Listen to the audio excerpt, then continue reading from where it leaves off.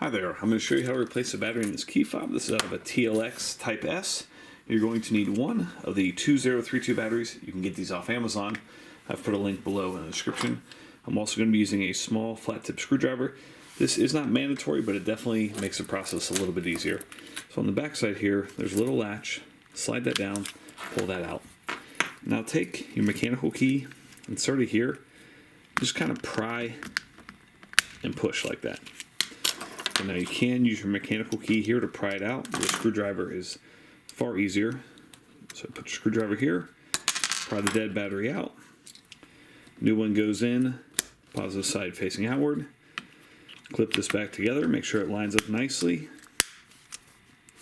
Put your key back in, you can test it.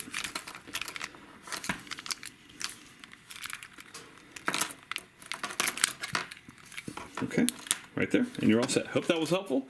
Make sure you hit that thumbs up button.